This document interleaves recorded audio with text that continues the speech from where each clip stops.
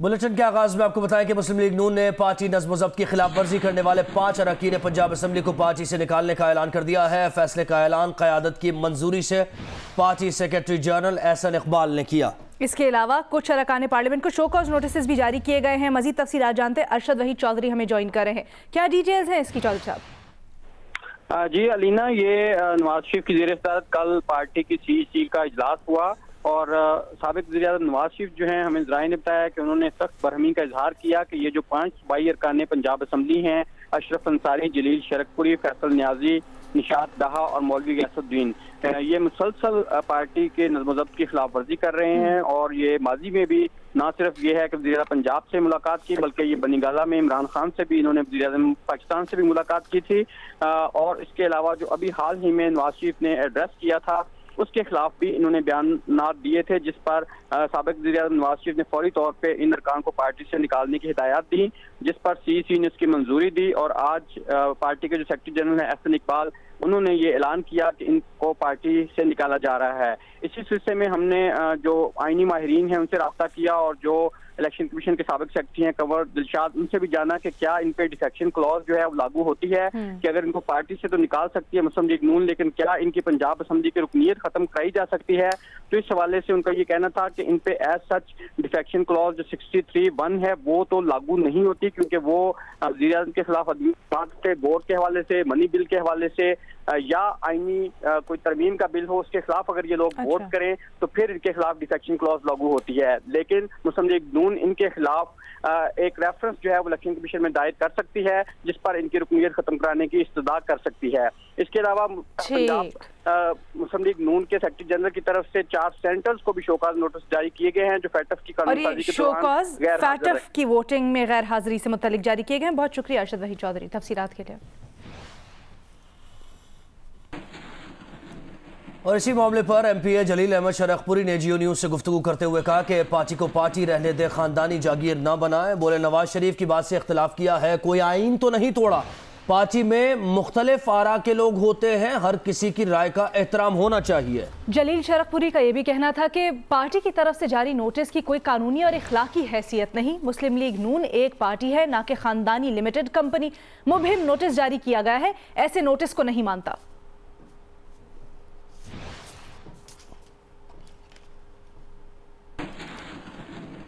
इसके साथ साथ सेनेटर शमीम आफरीदी का कहना है कि वो मुस्लिम लीग नून के टिकट पर रुकने सेनेट मुंतखब नहीं हुए, वो आज़ाद हैसियत से अपोजिशन नशिस्तों पर बैठे हैं। मुस्लिम लीग नून की जानिब से शो कॉज दिए जाने के बाद सेनेटर शमीम आफरीदी ने जियो न्यूज़ से गुफ्तगू करते हुए कहा कि FATF बिल पर वोटिंग के दिन वो काफ़ी दूर इलाके में थे। शमीम आफरीदी का कहना था कि उनकी काफ़ी दुश्मनियां हैं, इलाके से निकलने से कबल सिक्योरिटी देखनी होती है। जब मुश्तरका इजलास में शिरकत की इत्तला दी गई तो वो काफ़ी दूर थे। FATF बिल पर वोटिंग के लिए जिस वक्त वो पहुंचे, इजलास खत्म हो चुका था।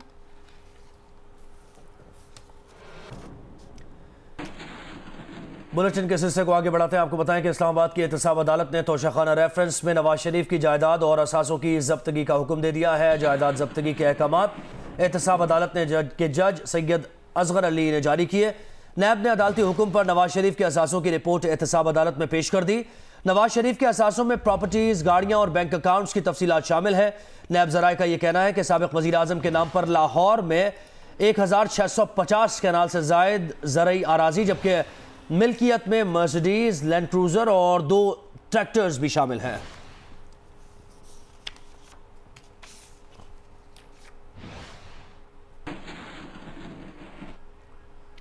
एहतसाब अदालत ने शहबाज शरीफ और दीगर के खिलाफ मनी लॉन्ड्रिंग रेफरेंस की गुज़श्ता समात का तहरीरी हुक्म जारी कर दिया। हुक्म में कहा गया है कि शहबाज शरीफ के दामाद हारून यूसुफ के नाकाबिल ज़मानत वारंट की तामील नहीं हो सकी, उन्हें इश्तिहारी करार देने की कार्रवाई शुरू की जाती है। तफ्तीशी अफसर ने रिपोर्ट दी कि शहबाज शरीफ की अहलिया और बेटी रूपोश हो चुके हैं। नुसरत शहबाज और राबिया इमरान के वारंट जारी किए जाते हैं। फॉरेन ऑफिस ने सुलेमान शहबाज के वारंट गिरफ्तारी की रिपोर्ट जमा नहीं करवाई। आइंदा समात पर मुतल्लिका ऑफिसर ज़ाती हैसियत में पेश होकर वजाहत दें।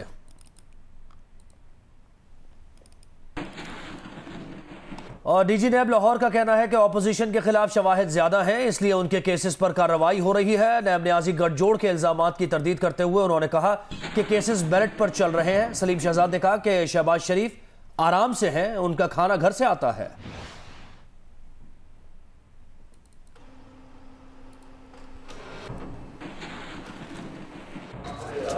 शहबाज शरीफ साहब की तबीयत अब ठीक है, वहाँ पर उनका खाना पीना क्या क्या सहूलत दी जा रही है? घर से खाना आ रहा है। चलें भाई चलो।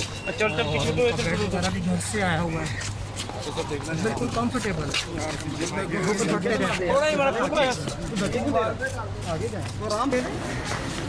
नैब न्याजी घटना की बातें हो रही सर अपोजिशन जमातों की तरफ से? नहीं, ऐसी कोई बात नहीं है। सिर्फ और सिर्फ मेरिट पे चलता है और मेरिट पे ही चलेगा इंशाल्लाह। आप देखेंगे कि मैं नैब साहब के बहुत क्लियर ऑर्डर है, उसका एविडेंस होगा, काम उसी पे होगा। और अगर एविडेंस अपोजिशन की ज़्यादा है तो फिर ज़ाहिर उसी पे काम होगा। जब किसी और की आएगी तो भी सरकारी किसी बंदे की। मुस्लिम लीग नून की तर्जुमान मरियम औरंगजेब कहती हैं कि किराए के तर्जुमान बौखलाहट का शिकार हैं। उनके मुंह से निकले हुए अल्फाज भी उनका साथ नहीं दे रहे। नवाज शरीफ की सेहत के जिम्मेदार इमरान खान है। चेयरमैन नैब बताएं क्यों नैब की कस्टडी में नवाज शरीफ की सेहत खराब हुई। नून और शीन आज भी मुत्तहिद हैं।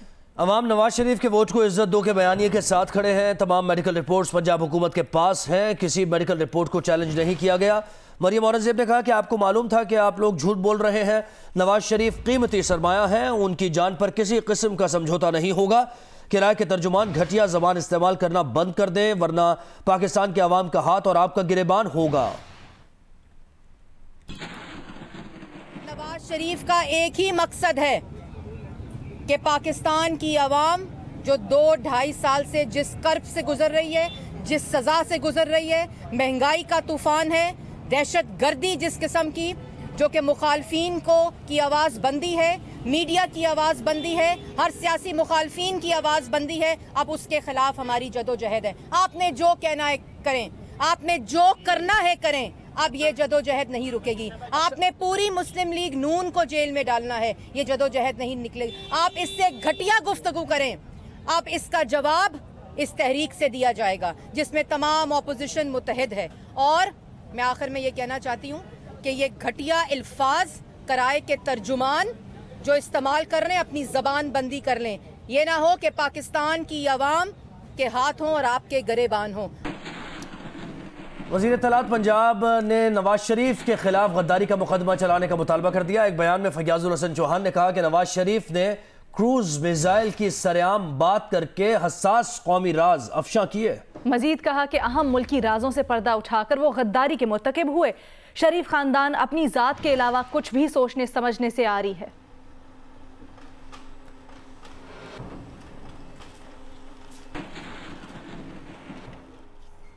तर्जुमान बलूचिस्तान हुकूमत लियाकत शाहवानी कहते हैं कि अपोजिशन जमातों को बलूचिस्तान की तरक्की हज़म नहीं हो रही।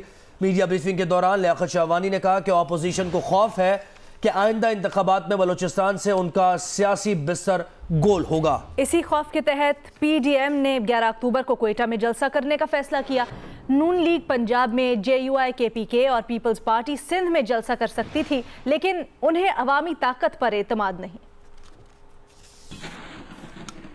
उन्हें यह शायद महसूस हो रहा है कि PMLN पंजाब में कोई बड़ा जलसा करने की पोजीशन में नहीं है, अवाम उनके साथ नहीं है। पीपल्स पार्टी के साथ शायद यही मामला है कि वो सिंध में इस वक्त अपने आप को इस पोजीशन में नहीं समझते कि कोई बड़ा शो ऑफ पावर कर सकते हो, और शायद KPK में भी यही मसला लाहक हो हमारे बहुत मोहतरम मौलाना फजल रहमान साहब को, कि इसलिए उन्होंने कोयटा को चुना। हमें इसके अलावा और कुछ समझ नहीं आता सिवाय ये कि बलूचिस्तान में जो तरक्की का अमल है, जो खुशहाली का अमल है, शायद इस अमल को सबोताज करने के लिए यह फैसला किया।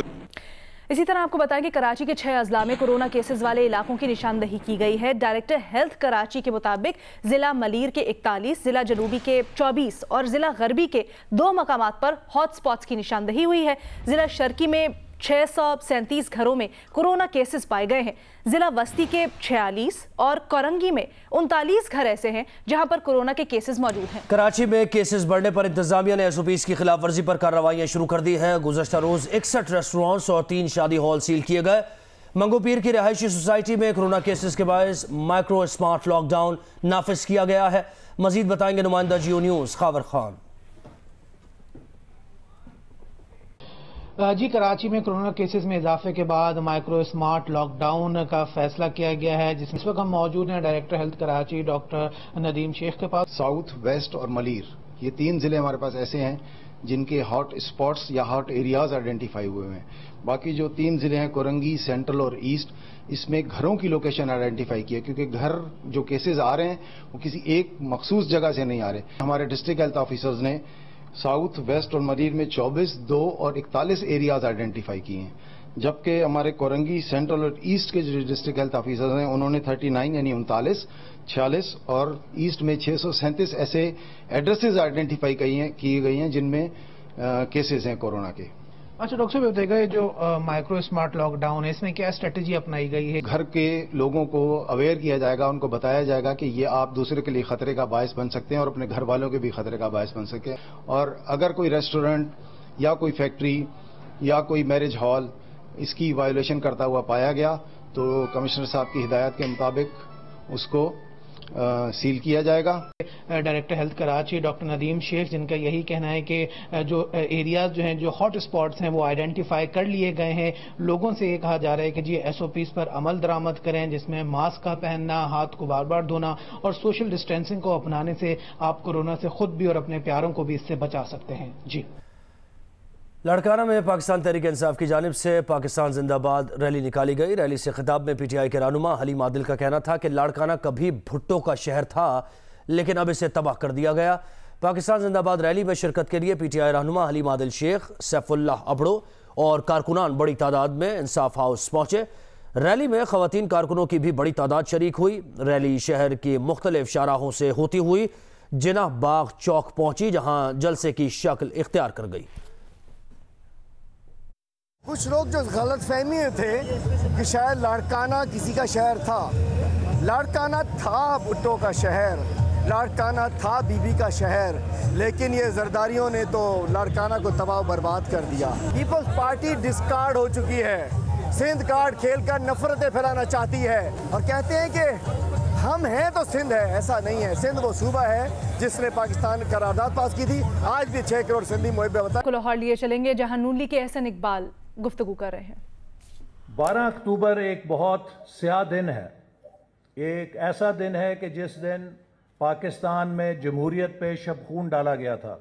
تو اس حوالے سے کراچی کی تنظیم اور ہماری سندھ کی تنظیم مل کر کراچی میں ایک عظیم الشان کنونشن اور جلسہ منعقد کریں گے تاکہ ہم 12 اکتوبر کو پیغام دیں کہ پاکستان مسلم لیگ نون کی موجودگی میں آئندہ کبھی کوئی آئین پہ شب خون نہیں مار سکے گا.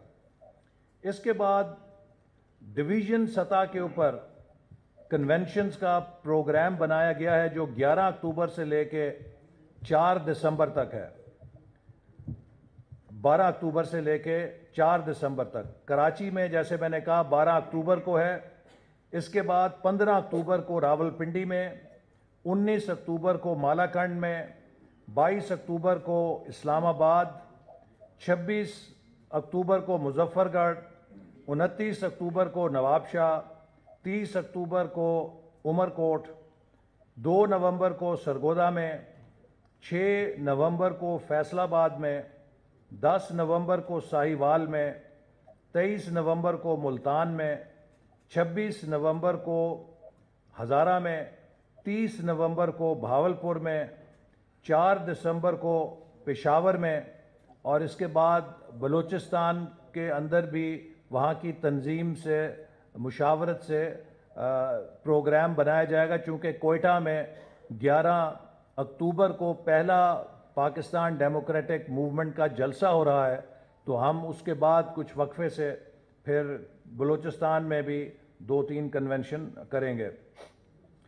اس کے علاوہ 16 اکتوبر کو گجرانوالہ ڈویژن میں ایک بڑا جلسہ عام ہوگا جو جناب ہمارے قائد کے بیانیے اور مسلم لیگ نون کے پیغام اور APC کے فیصلوں کی تائید کرنے کے لیے کیا جائے گا. اس کے بعد ہم اپوزیشن کی دیگر جماعتوں کے ساتھ مل کر پاکستان ڈیموکریٹک موومنٹ کے زیر اہتمام ملک کے دیگر صوبائی دارالخلافوں میں بھی جلسہ عام کریں گے، کراچی میں، پشاور میں، اور آخری جلسہ جو نومبر کے وسط یا تیسرے ہفتے میں ہوگا، یہ مسلم لیگ نون اس کی میزبانی کرے گی، اور انشاءاللہ تعالی یہ لاہور کا جلسہ پاکستان کی تاریخ کا سب سے بڑا جلسہ ہوگا۔